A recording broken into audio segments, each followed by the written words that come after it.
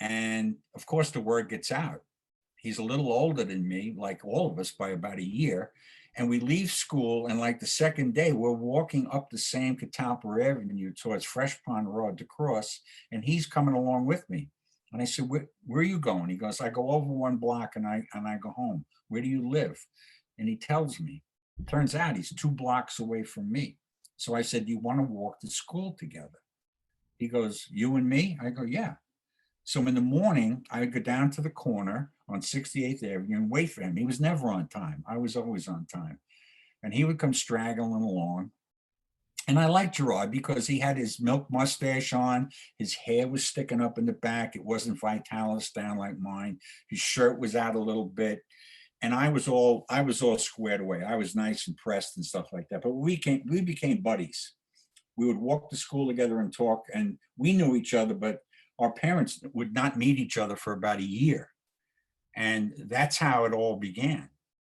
I would now be allowed to go down and go into the playground, which was half a block from Gerard's house. So by the time I'm in the 4th grade, the 5th grade, the 6th grade, I'm in the park or I'm at Gerard's house, and he's my get out of the street, get out of my block card to go play.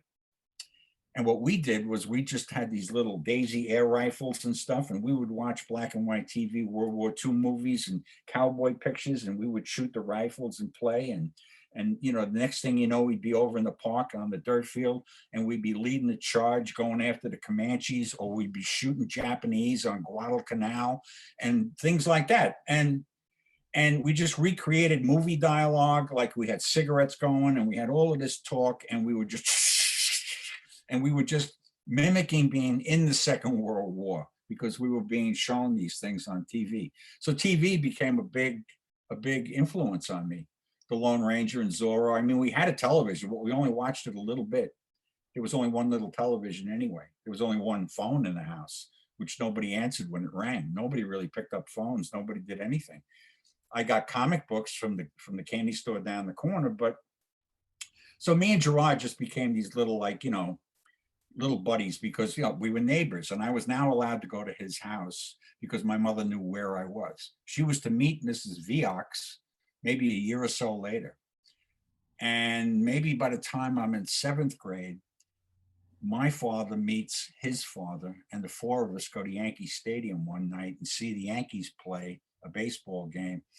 And Mr. Viox brought his binoculars, and I got to see Mickey Mantle from the upper deck real close. And I became a Yankee fan at the same time that the 4 of us sat there in quiet and watched the Yankees play a night game. It was like going to heaven. I love Mickey.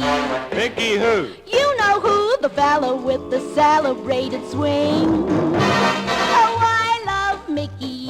Mickey who? You know who, the one who drives me batty every spring.